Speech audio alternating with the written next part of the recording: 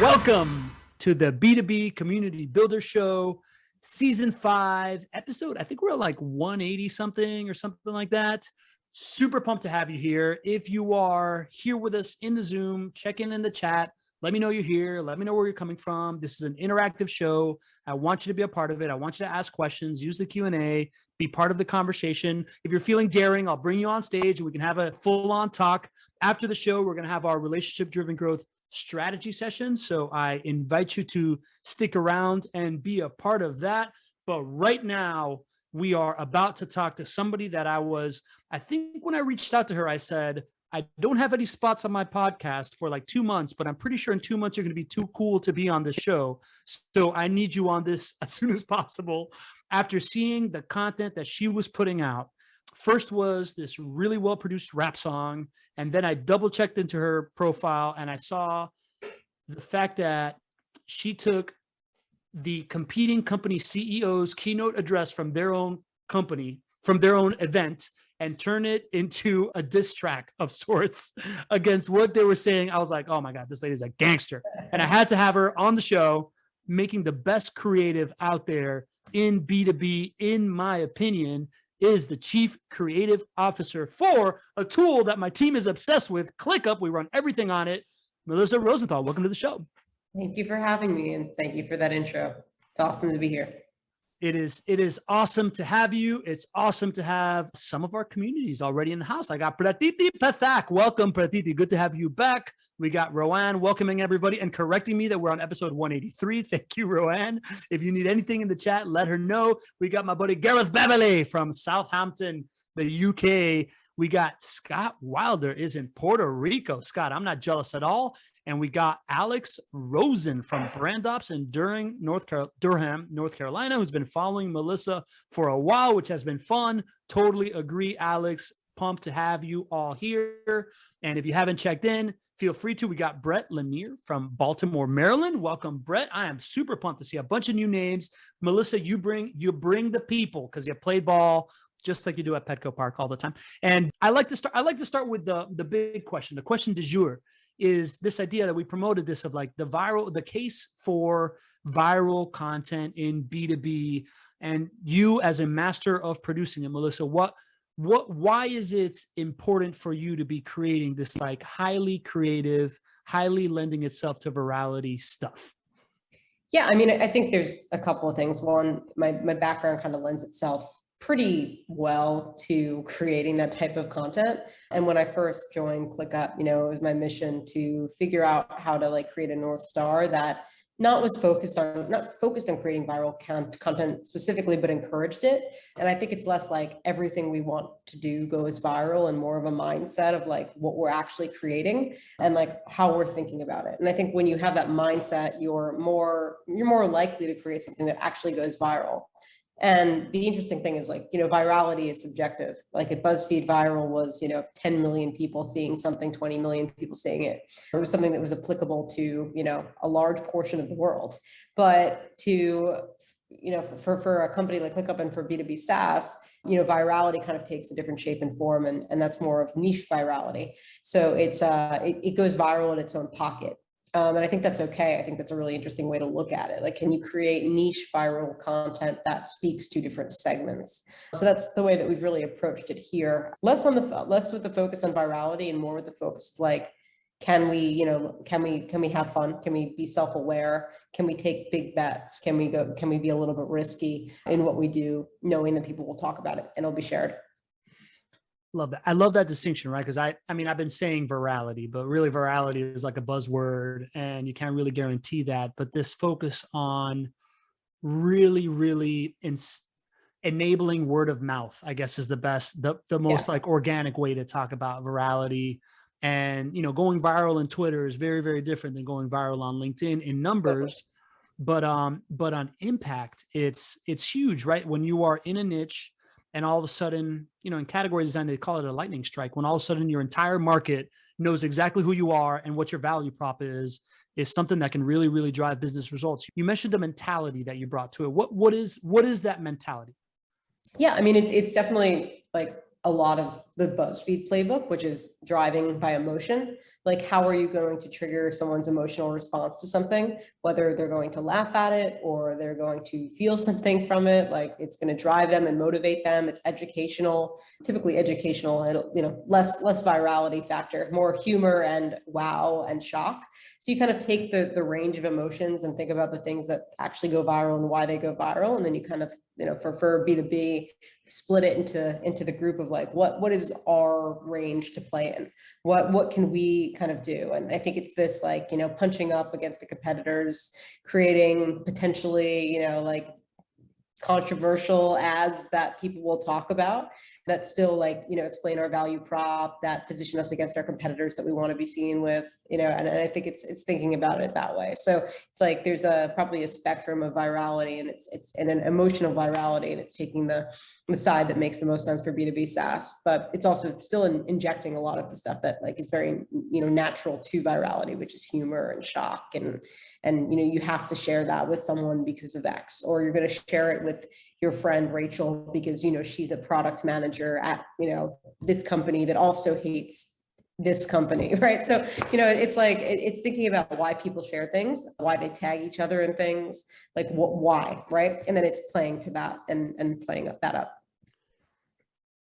Yeah, totally. I mean, I'm a perfect example of how this strategy got me into your universe, and I immediately sent that clip of the Atlassian diss track to I texted it to like 5 people. I probably tagged like 3 or 4 people in your comments. Like, I mean, for sure, out of your 20,000 followers, I'm responsible for at least 2 of them. So, you're welcome. But you mentioned emotion, right? Like I think that there's a lot of that can cut kind of both ways, right? If you're trying to inspire an emotion, and let's say like a benevolent emotion like humor, if you do it wrong, you look kind of douchey. If you're trying to like inspire outrage and you do it wrong, you look like malicious, right? Yeah. How do you walk that line? Like, how do you in the mentality and the strategy of it all, like how do you feel comfortable? How do you know when you are comfortable enough that you're on the line of the emotion that you are making a piece of content for? Is there a way to know that? I mean, it's always a risk, like, I mean, things will be polarizing, right? And I think, like, you have to understand that. I think it's like if you go in knowing that what you're creating is going to be polarizing, but people will feel something or some way about it. I mean, some people are going to hate it. I think it's going in understanding that. I mean, anything that is viral is polarizing typically, right? So to go in there and expect that it's going to be 100% positive, give or take, like it likely won't be. But I think, like, there's ways to capitalize on things that, like, people appreciate when companies kind of battle each other, like but they also have a very strong opinion of that, like sometimes that might be off limits. So you kind of can kind of weave yourself in between that and say, what within that narrative and framework are we willing to do?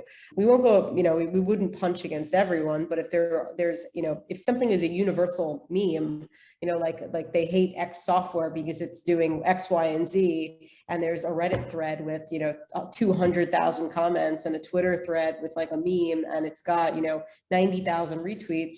It's kind of safe enough to say that there are enough people that feel a way about it, that if you do it correctly, you're gonna hit some emotional resonance with that. And I think it's obviously like taking that kind of observation and then creating an application where you're creating treatments that are really either funny or push the boundaries or are creative and clever, and not just kind of being like, all right, we're going to do this, and then it's just like so like misses the mark so much. So there's definitely an element of like hiring people and working with people who understand like humor first, and then allowing like injecting the right messaging into it, but like not having that same person do both of those roles, because you'll miss usually on one piece. Either you'll miss on the the value proposition, or you'll miss on the humor or the emotion that you're trying to strike.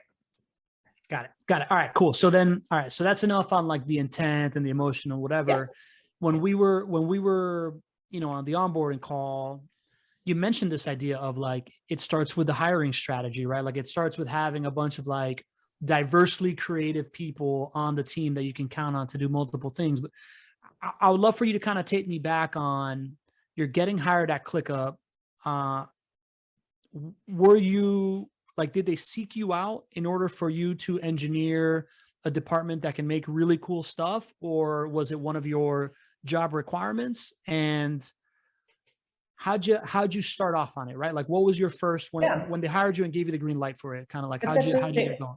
That's a great question. So they were originally recruiting me for a CMO position, and I was very transparent that I am not a CMO, not in the traditional sense, or not what I think that role is today, and I think actually, this is a very controversial statement, but I believe less in like a traditional CMO role. I really don't believe that the person that's going to be, especially on the B2B side, maybe on the B2C side, it's a little bit different depending upon the company, but on the B2B side, it's very hard to find someone that can understand creative, can run a creative unit, a brand unit, and then someone that is also driving your growth and driving your performance marketing. To find someone that combines both of those brains perfectly, I think you're just looking for like a unicorn that doesn't exist, and it's going to fail. So when I was speaking with them to start, I was like, I am not a CMO, but what I can bring to the table is this. I believe in humanizing software. I think there's a huge opportunity to humanize the product in a way that people can relate to it. They can see it as a personality rather than just like a product with features. I think like, going marketing just feature heavy is very hard, because the difference between like, if feature parity is so close these days. So I think it's you can do that. Of course you have to do that, but there's a level above it in which you can really stay in a consumer's mind, or a user, or, person, whether it's a business or, businesses are consumers, right? Like, at the end of the day, your decision makers are still people, and they're still going to react and share things individually based on what resonates with them. And, whether that's like, we can create direct response ads, but there's also a step beyond that, which is how do we create content that emotionally resonates? So, the conversation was definitely a lot around like, hey, this is how I view B2B. I think the grass is really green. I think ClickUp can be a really amazing, like, challenger brand and market based on where we are, and based on like what's in, the companies that are in market right now and how kind of stiff they are.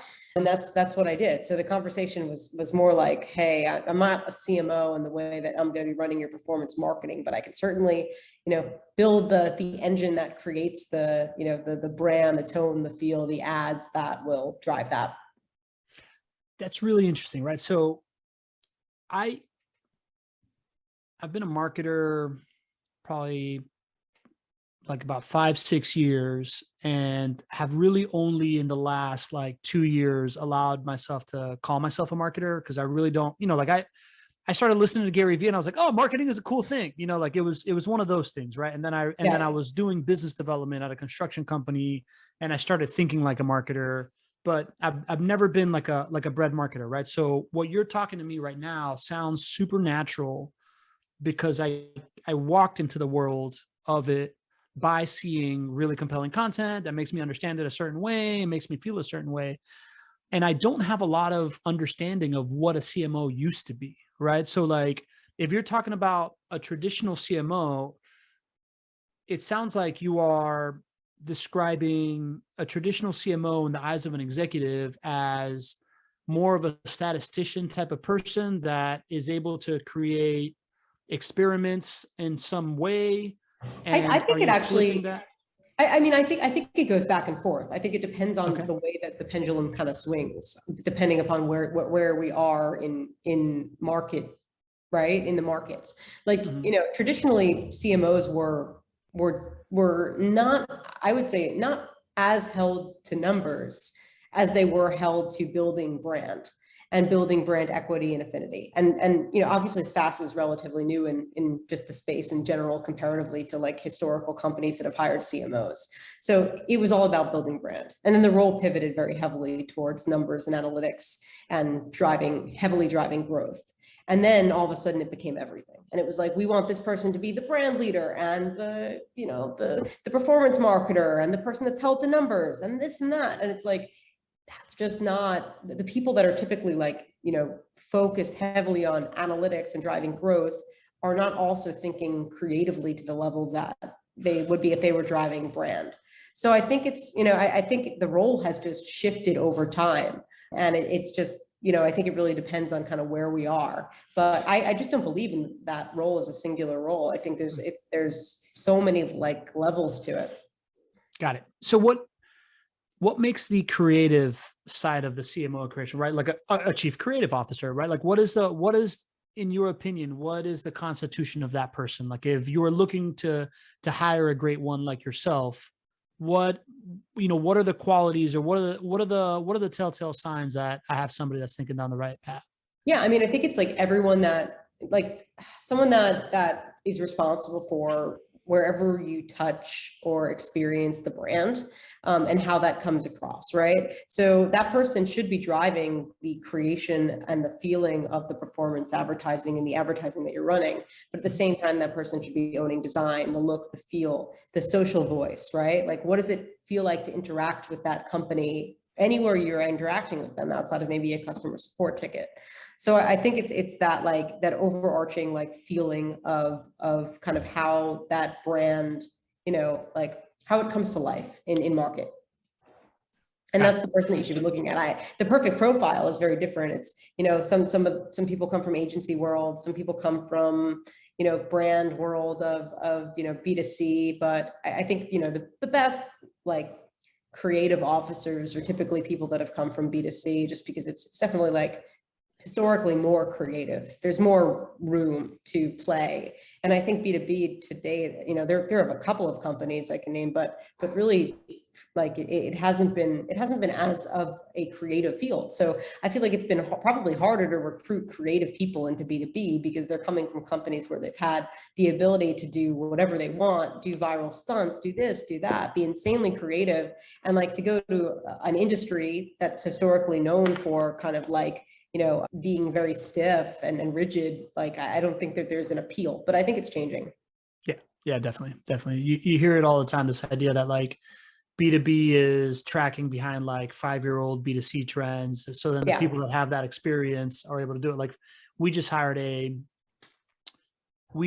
agency that has been really successful in building out these like self-learning kind of marketing flywheels in B2C products. And we're looking to like implement B2B content in kind of a similar way to see if, that's like the bet we're taking. Like we want to market completely different as well. So as far as creating let's go back to like creating the strategy, right? So you come in as chief creative officer, your plan is to create a whole bunch of stuff that makes people feel a certain way and sets up ClickUp as this like challenger brand that's really attractive to connect to people. How do you build that strategy? Yeah, I mean, I think it's like, so it kind of feels impossible when you're first starting out because there's so many things you can do. And the reality of it is it's not like you're going to have this like massive win immediately. And I think like that's what people expect. It's really hard to like, step into expectations that are probably just like really overwhelming. But the reality is you start to build that, right? And you start to build, like you create a North Star of how the brand should feel, the things you want to achieve. And then every day you take steps to move into that direction. So let's create an ad campaign that does this. Let's like change our social voice on Twitter to be this. Let's create our, brand archetype to kind of mirror this. We're self-aware, we're humorous, we understand, we're your productivity focused best friend, right? So I think there's like elements of kind of how you want to be perceived in market as like a brand that kind of that level above like your platform positioning. But the reality is like, it's these small decisions that you make every day that are actually going to compound over time to really like, equal what you become in market and how people perceive you. It's like constant iteration. And there are probably a lot of things that we do that no one has ever seen, but like some of the ads that we've created have hit really well and we've become known for them, or the Atlassian thing, like it's over time, you do these things that you become, that are successful. Super Bowl ad, but like we didn't just, get the green light to do a Super Bowl ad, the minute I started. This was like 2 years in progress of building a brand that we felt that we had the ability to create an awesome ad for on the Super Bowl. So that's a huge bet that I think was a compounded effort of, almost 2 years of work, or a year and a half of work towards that. So I think it's kind of like, that's actually just like the perfect example. It's like, we were not ready when I first started to do a Super Bowl ad. That would have been a really big waste of money. But over time, as we built out our out-of-home strategy and our channel strategy and our ad creative strategy and brand, brand kind of positioning and personality, it made a lot of sense to do the Super Bowl ad. And we had tested and learned a ton along the way. So we had a good data set to like pull from in terms of what we thought would resonate with people and what would stick really well with the way that we wanted to position ourselves. Got it. So I'm hearing a lot of just like fundamental Jim Collins stuff of like ping pongs to cannonballs, right? You're like testing different things, and as you stack wins, and you believe more and more, and kind of like going down that path. I've always believed in like hitting like doubles and triples and not like home runs. Like that's just, hitting a home run is just not like an attainable thing anymore with the way that the internet works. But hitting consistent doubles and triples are like, that's what it's all about. So that's what we aim to do. I kind of want to ask you from two sides of the equation on like leadership and then hiring talent. I guess I'd start with leadership. Is there anything that you would say that ClickUp leadership does in order to like foster this environment, or that you do in order to like foster this environment as a team? Is there any kind of ways to, I'm going to say foster this environment one more time. Is there any way to like kind of like enable this stuff in people? Yeah, absolutely. I mean, first of all, I think it's like hiring certain people, right? Like people who are optimistic about what you can achieve, who like almost don't have that like the bias of like someone that has experienced like a lot of people saying no to them in the past, or that they can't do something. And it comes from like at BuzzFeed, when we were building what we were building, like no one had ever done that before, right? Like it just didn't exist. Like our ad model didn't exist, our content strategy didn't exist, digital publishing didn't exist. So, if I had worked at an agency, or if I had worked somewhere else, to go into that and had that like that historical just like context of that not being a reality or a possibility, I would have gone probably in with like a much more pessimistic view of things, which is like, I know this now in hindsight, but like having people that are just, like ultimately optimistic that anything can change and any industry can be disrupted and any way of doing things can be shifted. I think like that's who I look to hire. Like, and obviously that's like a very, very specific perspective on something, but it's like it ladders down to like, that's the type of talent that I'm looking for when I speak to people. Like what gets you excited? And it's like the ability to change things because you can. And that's why people like typically, the people that you're looking for at startups, they're not people that want to just work a 9 to 5 at a company. They want, they want to make a difference. They want to feel the impact. They want to see their impact like actually come to life. They don't want to work on a project for 2 years before it comes out because they want to move fast. So, there's a lot of different kind of like skills and abilities, hard and soft, that you look for, but ultimately like that optimism, I think, is what drives change and allows people to really be creative. I think that's like the number one mindset.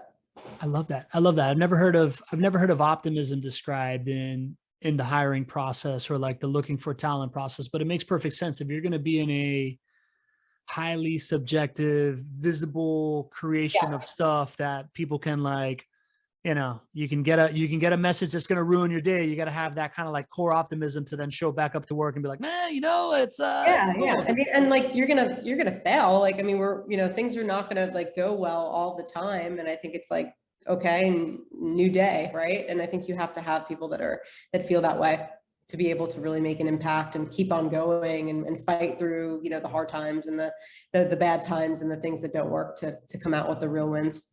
Love that. That reminds me of Scott Wilder, who was here a little while ago. I'm not sure if he's still here, but he talked about, I think at Intuit, they hired based on a curiosity quotient, right? Yeah. Like it was like they looked for curiosity. Have you ever heard of that? Well, yeah, I mean, that's another huge piece of it. Like if you're a curious, like you have to have like that curiosity, I mean, that's what drives innovation, right? Like if you're not curious, like if then what are you looking for? Are you looking to change anything? How are you inspired if you're not curious? So I totally agree with that.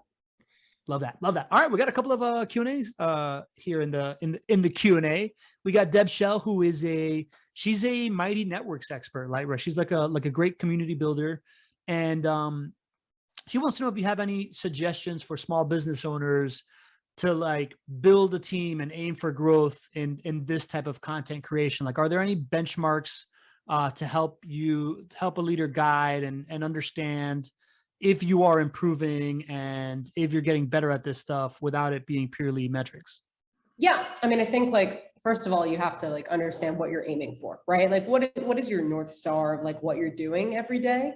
And like, are you able to take anecdotal pieces of that and apply that? And that doesn't mean it's like super metrics driven. Like there are pieces of that will be metrics driven, but others are like anecdotal things that like you can tell something's working when you start to see it in the wild, right? So for instance, just like things we would start to see feedback on Twitter or LinkedIn messages or, different things that just were, symbolic of like, this is working for us, right? It's achieving exactly what we set out to achieve based on, the qualitative piece of it. And then I think, you're able to either pivot based on like it's working or it's not working. And as a small business, like you don't have to have a huge budget to do this anymore. Like, LinkedIn is an amazing growth organic channel that like you can have kind of natural virality on. I mean, same thing with TikTok. Like you don't have to have a following anymore. LinkedIn is a little bit different. Obviously, you kind of do need to build a following if you want consistent growth, but I think there's just like, it's a different world, right? Like the platforms that used to have the power, which still do a little bit, but it's not the same thing. It's like, at first it was like, okay, well, you build a brand community on Facebook and you post content and you gain followers and those people engage. And then Facebook's like, oh, wait a second, like you're not going to have access to your organic audience. So we're going to like strip you of that and make you pay to reach them. But like now you have brand new channels where that's not the case. And what we were discussing before too, is that like a lot of the people that work for you, it doesn't need to come from the brand. Like the people that you hire can be funnels and vehicles for brand growth too. So I think that's another way to look at it. And you can kind of like look at it from two sides. Like, are you able to grow people to create virality that then funnels to the brand? But I think we're in the world changes so much, and especially with like organic distribution and what works, what doesn't work, what algorithm is changing. But I think it's just like consistency over time. I'd love to touch a little bit more on that because we had a really good discussion about it right before the show, right? Like this idea of growing people in order to incentivize even more word of mouth and see it almost as a marketing channel. Can you kind of tell me a little bit more about how you think about that? Yeah. So, I mean, like people follow people mostly. Like the reality is like, are you really going to follow a brand right now? Like maybe like if you'll follow us on Twitter if you want tips and tricks and how to use the product and updates, right? Like that's why you're following the brand. But the reality is that like, we're not a Wendy's Twitter account. So people aren't just following us because we're posting like weird memes. So the best way to do that is like create organic, like thought leadership and growth channels through people that can have diverse opinions that all funnel back to what you want to achieve for the brand. And that means you can have great, consistent quality content on your brand pages that encourage engagement, but what's driving them there is the organic growth that you're getting from the people that you're building up. So I think like the kind of two sides, like build funnels and channels, and those people are the funnels and channels that funnel to the brand. I mean, do you tell people that, or you're like, hey, I want you to be my funnel, or is it yeah. I mean, yeah, of course. I believe I'm a funnel, like on my totally. own funnel to the brand. Like, I mean, I'll talk about like leadership things and things that don't have to directly do with ClickUp or relate to ClickUp. But at the end of the day, I'm driving growth for ClickUp. They'll click on my profile. They say I work at ClickUp. Oh, okay. Now they follow me. Every 2 weeks, I'll say something about productivity or talk about the company or something I'm doing there. It's a funnel over time. So yeah, I mean, I think it's exciting to people because you can build them up. You can build them into thought leaders. They can talk about things that are important to them, important to their role, and they end up being highly valuable for funneling into the brand. I think it's also really cool because it's kind of like this, like building in public type of thing, right? Like where you see like there's, you know, people like have very polarizing views on build in public, build in private. I mean, we're at the point where we have to build in public. Like people want to see what we're doing. So it's important for us to like have that. And I think people are like the funnel and like the key to doing that. Got it. Got it. So how do you find talent, right? Like Lee is asking here in the Q&A, how do you ultimately find someone, or where do you do your searches to find individuals that can think outside the box at ClickUp? Has that changed over time based on your content strategy? Do you guys hire down regular channels? Do you go outbound to people? Like, how are you finding talent these days? I mean, it's like it's so specific based on the role, right? Like, and I would say like we try to think outside of the box on what we're doing. So if I'm hiring a writer, like you know, a writer for a B2B blog is like likely not going to be the same person that I'm hiring to write scripts for us, right? Like we hire a comedy writer to write scripts for us, and then we have that comedy person that blends with the product, you know, the product managers and like their teams, and then together you have funny value prop marriage, right? So that's sort of how I think about it. Like you need to think about like taking elements that might seem counterintuitive to what you're actually doing, but when you marry them with the things that like are necessary for the value proposition, you get gold.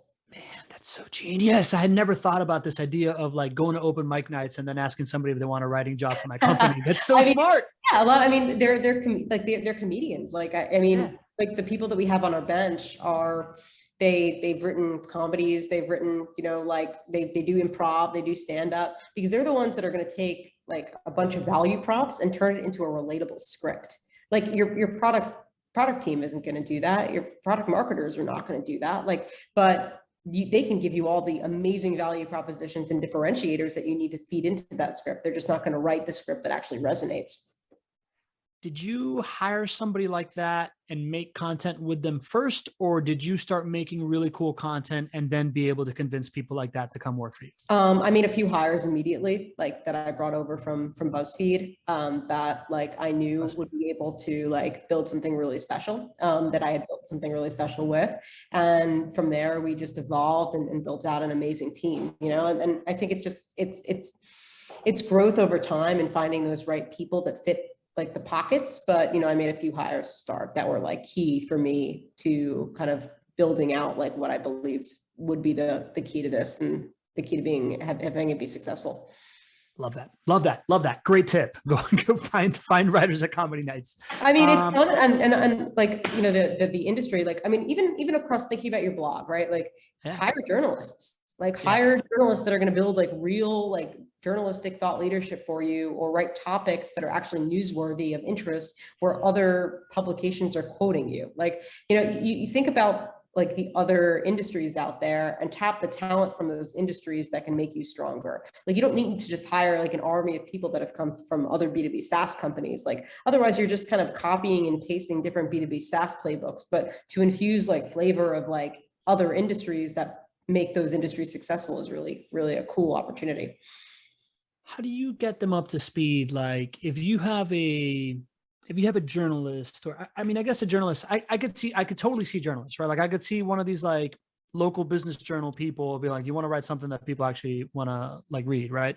With like a comedy writer or another kind of like cross-functional skill set, is there a gap that needs to be bridged in order to get them writing about your product itself or the industry itself? Like, are they out there interviewing clients first? Are they kind of like, how do you get them up to speed? Or I guess I'll just ask you that. No, I mean, 100%. Yeah. It's not like a natural fit. Like you take your improv guy and you say, write a script about, you know, like about whiteboards, and it's not gonna flow immediately. But what you do is over time, you teach them the areas that they can infuse the personality within it. And the overarching concept can be very creative and fun. And of course, it's like, you know, there's rounds of feedback and revisions, and it's finding that like perfect balance that strikes like humor and differentiation and also value prop, that, you know, ends up becoming the final product of what we produce. Like there'll be a bunch of scripts that I'll go through and I'll say, this doesn't really land. What about this? Can we infuse this? And, you know, I mean, it happens over time, but then, you know, obviously if someone's been writing for you for a while, or you have a group of 3 people that are writing together, you know, they start to get the hang of it, and then it becomes more of a formulaic, I bet. Love it. Love it. All right. I'm going to do one more question real quick, and I get a little selfish with stuff I've been wanting to ask you. Jesse Rittenhouse, good buddy of mine down in South Florida. He is the head of marketing for like the category king of like green building consulting down there. And he's starting several new business initiatives that their company's never tried. He's wondering what's a good way to set marketing/biz dev goals for something you've never tried before, or something that you have no previous data for. You mentioned first kind of like setting the intent and something like that, or what's a good kind of like framework for him to approach doing something new? Yeah, I mean, I think it's doing a bit of research and seeing like what other people are doing, and then trying to think differently about it, and then setting both like stretch and realistic goals for yourself, and trying to achieve the stretch. But it's like what do you think you can do, and then like what's like the stretch, what's like the ultimate goal, right? And then I think it's to the point before, it's like setting that like what is it, right? Are we hitting here but not here? Are we coming across the way that we want to come across? Are we able to actually, like, are we booking, for biz dev, right? It's like, are we booking we're booking partners. We have hundreds of partnerships, but are they the right partners? Are they the partners that are actually going to like allow us to grow and become kind of like, they over time compound and become networks of individuals that are also like kind of co-selling our software. I think it's like setting that intention, and then finding the right people that you can think can do that. And sometimes it's like very scrappy, it's like the scrappiest people that are the ones that you should be going after, because, you're not, and I always like love to think about like, what is like the scrappy approach to something, rather than the like, let's come in and build a corporate structure around business development, which you eventually have to do. But I think early on, like, you're going to find that like the people that work the hardest for you are probably not the ones that like are the, like, if you created a buttoned up strategy, you'd think like, this is who we should be going after. So yeah, scrappiness is like totally key. And thinking that way is important. And am I hearing correctly from your previous answers, kind of like you put a lot of value into like understanding what a good qualitative insight would be? Like if someone, like, let's say Jesse has an event, maybe it's like, if 3 people leave this event, be like, dude, this was great. If you have another one, I'd come back. Maybe that's a win. Or yeah, I mean, or like, qualitative, quantitative mix is like an NPS score, which would be great, right? So out of, how many people that attended your event, like how many people are going to recommend this event or recommend this product to someone else? So it's like, was that meaningful? Was it impactful? Like, did it move people, right? Outside of like, how many deals did we sell? How many partnerships? It's like, well, how many people are going to talk about this? So there are a lot of ways to measure it, but yeah, I think like there's that mix of like qualitative, quantitative. Like, was there share of voice? Like, did people like actually tweet something about this? Like, were they like so impacted by it that they shared it out? I think like an engagement and a share is like the ultimate like showing of like impact, outside of hitting specific numeric goals. Yeah, that makes sense. All right, I'm gonna get selfish. I want to talk about music, right? Like when I first talked to you, I was like, I'm obsessed with this idea that there's going to be a Weird Al of LinkedIn, and I want to be the Puff Daddy to the Weird Al of LinkedIn, like, and produce all of it. How do you think about these like music videos that y'all are putting out, right? Like I saw that when I first saw one that was like in-house, then you guys put out some like super legit rapper with like helicopter scenes and stuff like that. How are you thinking about that stuff? Yeah, I mean, I think like we're, again, like the mentality of virality and like B2B is, hey, like, let's try a lot of different things. And like, what are things that like move people and connect people? And music is one of those things. So if we can create music that motivates people and drives them, rather than kind of like, negative music, or, well, like, how do we inspire people? Like, people like to work when they listen to things when they work that will drive them and amp them up. And I think that's a really good channel for it, because you're connecting emotionally with someone. So I think it just goes along with our entire strategy, which is like, how do you emotionally connect? Music is a big driver of that. So when we were thinking about like, hey, like we have someone in-house that can rap and create awesome music, like there are also skill sets of your employees that you probably don't know about that can be a huge leverage to your company. Like it turns out we have a ton of people that do music in-house. So someone would create the beat and someone would rap. And I think that like doing that, there's like very low risk. It's like, maybe someone will hate it, but like if other people are like, wow, look, have you heard what ClickUp's doing? Like it's legitimate, like it's real. Like we have a Spotify, so it's cool. I think it's another way to connect with people. And I'm all for exploring channels that potentially can have impact. Is that yours? That's like that Spotify playlist that's like starts off with like it's like songs that mirror the day, like it's like checking in around you, like closing time. That was someone on LinkedIn made that incredible post, and it was like if cold emails were a Spotify playlist. And Yeah, we copied it and we said if your workday was a Spotify playlist. But yeah, that was genius, really funny. So we just kind of took that and ran with it. what are you doing on Spotify then? You have a Spotify and you're putting out like the It's About Time song and stuff like that? Are you guys putting out albums? It's called Workflows by ClickUp. Okay. And it's about time. It's a bunch of songs that we've had and we've been working on, and they're all pretty much done in house. The one that It's About Time was done with Gata from the show Dave, which was just kind of this natural random thing that happened, which is very cool. But yeah, I mean, it's just how do you like do something that surprises and delights people and potentially has an impact that's low lift and low barrier.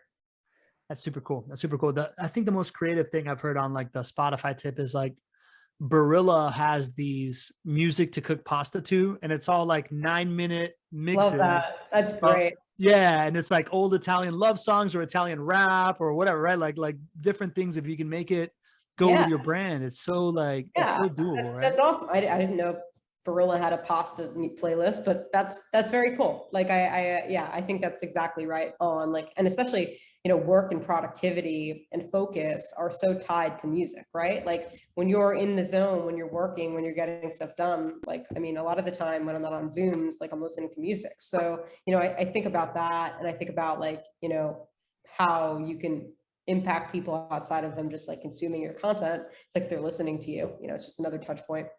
Totally. Outside of the actual virality, right? Like the idea that it gets a bunch of views, you get a bunch of brand exposure and whatever. I'd love to talk about the halo effect, right? Like I know that when I spoke with you 2 months ago and I predicted that you'd be too cool for this show, you've doubled your LinkedIn following since then. Like you were like at 10,000, now you're at 20,000.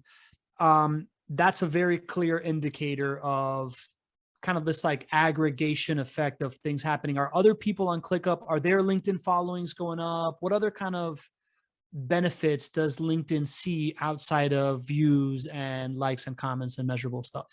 Yeah, I mean, it's just, you see it everywhere. Like if we did here's an example, like just completely, someone tweeted at us, hey, Airtable, like, or ClickUp, look what Airtable did. And I saw that and I was like, oh, this is really funny. Like, and I think like laughing at yourself is also like really great. Like just kind of like encouraging that competitive sparring is really fun. So when I made that post, it was like, let's just like celebrate other companies having fun in the industry, and just like, a celebration of like the fact that we can all be creative and do funny things.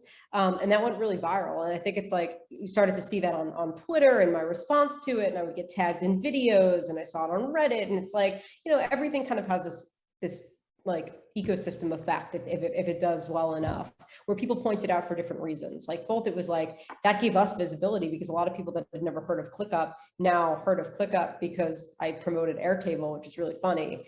Also, like, they're not really a competitor, so it was fine. And it's just like, it's good to celebrate things that you see in the industry that are making an impact. I think regardless of whether it's a competition or not, like, the best thing that Atlassian could have done would have been to respond to the video. Like, hey, like, nice ClickUp, like, I mean, but the silence is funny because it's like why, like it's friendly, it's poking fun, it's a jab. So I think that there is like definitely an element of like understanding that when you like, there's a lot like less risk to kind of just acknowledging things and having fun with it than to just like stay silent. And I think, I mean, luckily we're at the point in time where we can still do things like that, and like we could take this clip and turn it into something in 2 hours and then blast it out. And it's like, what is this? But yeah, I mean, you definitely see like, people will reference it on sales calls. They'll reference it in customer support tickets. So you see it, you feel it now, which is awesome. Like, I think it's like, we're big enough to have that impact, which means like we've grown enough to see that, which is both like, huge indicator that like that stuff works. And also the fact that like we've established ourselves as a company that's able to do that and have fun with it. Totally. Sales calls, customer support tickets. Are you getting people applying to ClickUp because your content's so cool? Oh yeah. I mean, like that's actually been number one. The amount of people that I've spoken to on their first day and they're like, oh, I applied because I saw the billboards. Oh, I applied because I saw this video. Oh, I applied because I saw the Jira ad. I mean, it's really awesome. So yeah, I mean, yeah, showing that you're a fun, cool, self-aware company, people want to work there, of course. I think especially creative people that want to change the face of an industry are more likely to gravitate towards a company they think is doing that. So yeah, it definitely is a kind of a natural bridge. Awesome. Awesome. You've mentioned billboards a bunch, right? Like we're out here talking about like super cool B2B creative that are like really cool music videos and all these different things. And yet ClickUp has a bajillion billboards, right? When did that become like, how did you decide to go hard at billboards when you are somebody that thinks Yeah. of like music videos and diss tracks? So when I first joined, they had been running a few in San Diego on trains, but when I was like, that absolutely should be a huge part of our strategy. There's two reasons. One, like, where else can you position yourself next to your competitor in a way that like you can't do really anywhere else? Like it's just like basically top of mind rent in a place that like is incredibly valuable because you get to pick where you position yourselves. So you're going to be running if you have the budget to do it, you're going to be running in airports next to your competitors. And if you're a smaller company, like what a better way to kind of like jump fast. So I thought it was like a key to our strategy. And then a big part of it was also just being in New York and just being like overwhelmed and with like kind of stimulus of ads on social. And the ones that I really truly remembered were the billboards that I would be looking at when I'd be sitting on the subway, listening to my music, just like staring up at, the lights, and you're like, oh, that's really clever. And it was this like Street Easy ad that was just so funny. It was like apartment puns. And it was like, can you imagine like like your washer on top of your dryer? Like it was just like it's like kind of weird sexualized like real estate stuff. But it was so clever, and they had all these illustrations, and I would see these in the subway and just like every day. And then all the D2C brands started doing it, and they were just like the most memorable advertisements. And they actually like I would buy a majority of the things that I would see advertised on the subway through billboards, and I was like, wow, like you have a captive audience. So that was just a big part of the strategy. It's like, how do you reach people when they are not on the internet? And that's static ads, billboards, and then the strategy of like, how do you get them curious enough to like look up what you do as an entry point into it, make a bold claim, a bold statement, stand out, make sure there are elements of it that like obviously you build on top of that strategy. But yeah, it's funny because it seems counterintuitive to like a company that's like, oh, our goal is to be human and personal and viral, but it's also like, you want to fire on all cylinders, and billboards are pretty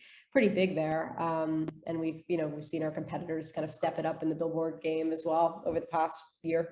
I never thought about a billboard as a captive audience. I think that's a really profound thing. And it makes me think that, because I think of billboards as like, I'm driving past them, right? Like it's a bus bench, it's whatever. I'm generally driving past them, but it makes me think completely different of like the arbitrage opportunity of in a piece of public transportation where you're sitting there staring at it. That's one thing. You also know exactly who your audience is, right? Like, the internet, it's like there's so much ad fraud, there's bots, there's viewability issues with everything you're running.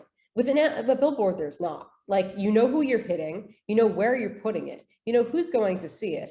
I mean, you could like hyper target like decision makers at your competitor because you put it outside their office. Like, I just think that it's just so much more real and tangible than advertising, because there's also like the biggest problem is obviously like if you're super tied to like a first touch, a first touch model, like, can you prove the ROI dollar for dollar on billboards? No, like it's all going to be brand awareness and qualitative stuff, but we've seen enough of it to prove that it works. And, we've seen enough of a lift in our brand awareness. But yeah, I think like, there's something to be said about the fact that the viewability is 100%, that, there's no bots, there's no ad fraud, and exactly where you're targeting because you're putting them in very specific locations, which is part of the strategy.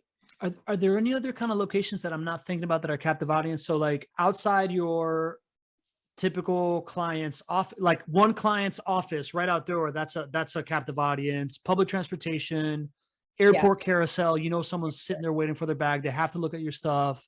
Any other Like we haven't done this yet, but when you're thinking about like, okay, so you have a static unit in the airport, and then the person has to go use their Wi-Fi, and you can, sponsor go in flight, and all of a sudden now that they've seen your ad, now they have to log into the internet, and they're being given your ad or an offer. So I think it's like they have to log on, they have to see that to log on. Like it's a very captive audience, and they're working. So I think it's like thinking about it like that, just like strategically, and there's like a lot of other opportunities. I'm sure like there's a ton of ways that you can do things, but it's always thinking like that. Like how do you figure out where they are and reach them there?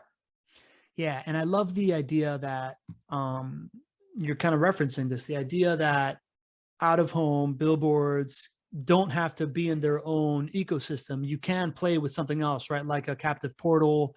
Stuart just shared a link to an interactive billboard in the chat. Stuart, you're only sharing that to us hosts and panelists. If you can just change to everybody and share it to everybody so everyone can see it, would be awesome. There's also the idea that you're taking pictures of your billboards and putting them on social and things of that sort, right? It reminds me of, I have a buddy who's like a mortgage broker in Tampa, and he sponsored a billboard of just like, hey, best time to like refi your mortgage at some like Trump boat parade in Tampa.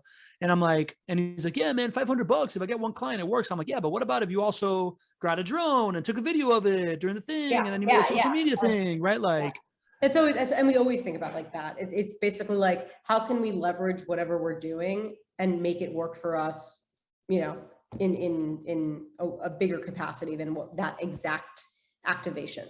We're also a big sponsor of the Padres, local San Diego team, but like our billboard on right next to second base, whenever there is a home run, it's like click up. Like, it's very hard. We sponsor the save of the game. So whenever we do get a save at home, it's a click up save, which is tied into our tagline. But we have a good team. It's our local team. And it's also, a great partnership. And we've seen a lot of like great benefits from that too. I also love just the macro strategy of like owning San Diego. Like, I feel like there is nobody else. There's no other brand in software that I associate with San Diego, while like everybody's trying to win in Silicon Valley. It's like, why not win in the most livable city in America? I think it's pretty great. Yeah, exactly. Yeah, that's cool. All right. So we're going to go into relationship driven growth strategy sessions here in 7 minutes. So if you have any more questions for Melissa, bring them in. And right after this, Melissa, I'm sure everybody's invited to stay here, and we got some stuff to discuss and give some advice on the stuff that we do, and you can ask questions and we repurpose the content. I gotta say, there isn't a lot of people that get to call their own shot with their own role, like come in to interview for one thing, but then get a job for something else that is the thing that you basically called out. And I feel like, as far as female leaders are concerned, right? Like, I think that you're a super important data point of going somewhere to change your own narrative and drive your own narrative and be this person that's rising so high. Is there any kind of just macro career advice that you can give on like how you've gotten to this like awesome position doing really cool shit? Like, is there anything you can give there? I think it's like, I've never had a traditional job in my life. So like going in and just building and figuring stuff out is like, I've had to do it from day one. Like, my first job was BuzzFeed, and we were 10 people. So we're figuring it out. Right. Yeah. And then I took a leap and I started another company with our old boss, and that was like nothing. It didn't exist. We just we're like, this is an idea. Let's like do it. So I think like, I don't know, for me, it's been like, just figuring stuff out, and going with companies that will allow me to do that. And I've also been very, very early in a lot of these companies, which is, I think, a very key thing. Like, if you want to like drive growth and make a huge impact, being early somewhere is like, of course, that's like taking a bet, taking a risk like that. I've taken risks. Like I wouldn't be where I am without like risks I've taken. If I wanted to just like work a 9-to-5 or work in a corporate company or work my way up the corporate ladder, like I certainly wouldn't have chosen the job that I've chosen. So I think it goes along the lines of, you have to be a little bit of a risk taker taker. You can't be risk averse. Otherwise, like, it's very hard to do that. And it's hard to kind of get to where you get to where I am. I mean, it's just been a lot of like grinding and figuring things out and trial and error and years of doing that. I mean, there are other ways to do it. It's just, I think for like, you can't come into a Series C stage company usually and be like, this is the role that I'm going to create for myself. I mean, unless you've done that historically over time. So I think it's building yourself up to get there and doing things that have been where you've proven yourself consistently over time in that capacity. So I'm hearing kind of like take shots, right? Like risk reward and different is better than better. Yeah, I mean, and that's certainly not for everyone. And I don't want to give people like the wrong, like startups fail, right? But you'll learn way more from them than you will anywhere else because you're just forced to wear so many hats and try different things. So I think it's really important if you're, if you're curious and you want to learn and you want to grow really fast, like startups are great. Obviously there's risks with them, market downturns, things that happen. So, it's not for everyone. Got it. All right, Melissa. Well, so my friend Pratiti, who is a real estate professional and a business coach and a super awesome person all the way around, she wanted to come up and ask you a question about incorporating comedy into what she's doing. You want to go for it, Pratiti? Yes, by the way, I have been listening in the whole time while driving, so I've been loving it. And every time it goes out, I'm like, no. So much valuable stuff. And so I have to say, I am a time creation coach because I lost my son 13 years ago. And sometimes I'm coaching on very personal things, and I want to market myself as somebody who helps other people create more time in their lives, in all the different areas of their life, not just like time management. And I am stand-up comedy all the time, 24 hours a day. I'm always doing accents, always doing things. And I'm like, how do I really show? I've been struggling with like really showing my personality and wanting to invite my people because I think I'm on a more serious thing. So I'm just like, how do I joke and still want mamas who have lost babies to feel comfortable to come and coach with me? Do you know what I mean? Yeah, I mean, I think there's a couple ways you can do it. Like first, there were things that like ClickUp did within our product, right? So, I mean, you want to be taken seriously for what you do, but there are ways to infuse like elements of humor, even to start. Like, for instance, when you import, I won't say the name of the company, but when you import all of your tasks and all of your project management from that company, when you're no longer using them, we show like a toilet emoji. And it's like say goodbye, right? And some people hate that, but some people really love it. And it's like these small little elements of like, well, that was enjoyable, right? Like that was kind of cute. So I think like small like inflections of humor. I mean, especially with what you're doing, I totally get it. Like you don't want to be like overly humorous. Like, well, I'm not always coaching.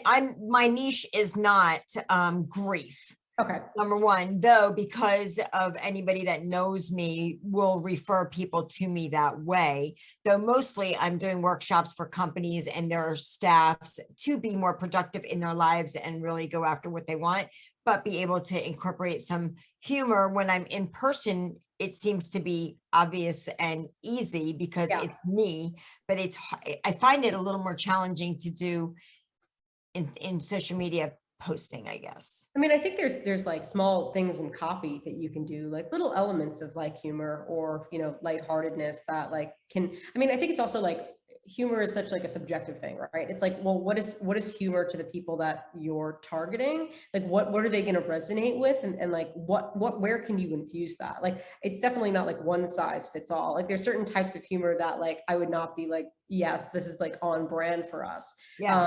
But I really do think that people like, they want that, like, They want that. Oh my God, we're so used to these dry emails, social posts. Like, it's just, there's too much these days that if you don't take a crack at that, like I want to. As a matter of fact, Pablo and I both met Liz Wilcox together at the Growth Now Summit, and she's all about having NSYNC behind her all the time, and I'm a Madonna freak, and so I want to be able to put some, like, even if it's like time after time, like when you were doing the music thing, I'm like, oh, I could totally do a bunch of time songs and put them together. That would be pretty cool.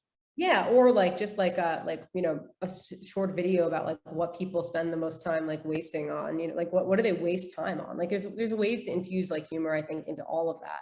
And Yeah. like sometimes like you like even I'm sure you catch yourself spending time on things and you're like, oh my God, I just like spent way too long like doing that. And it's just like I think there's like when you think about that, there's like a self-awareness of like, oh, all these other people in reality are doing the same thing. So like, let's talk 100%. about that, right? And I think Yeah. people are afraid to go there, but like at the end of the day, we're all human and we all do weird stuff. And I think like there's an element of like talking about that where people feel like seen and heard and like they like that. Like I like that. When you see yourself in something, obviously like you resonate with it more.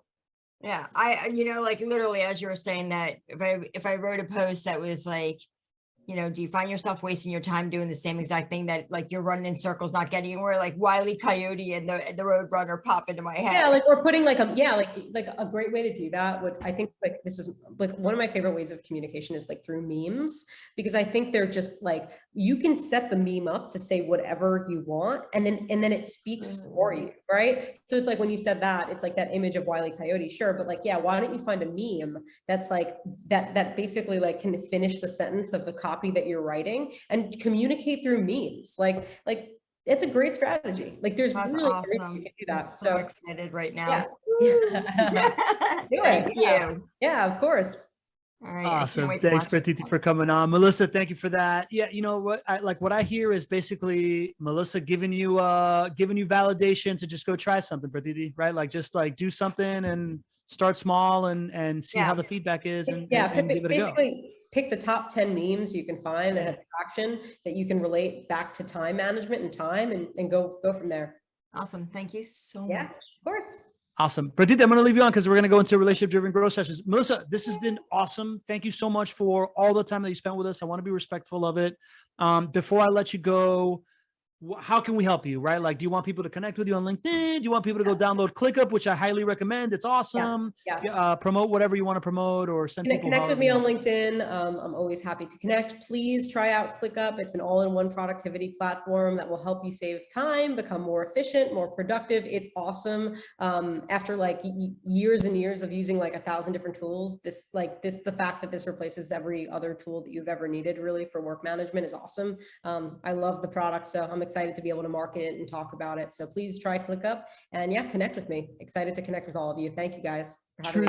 True story. My partner is like a full-on like tool maven, and he's got like a whole like process for how he evaluates tools that we use.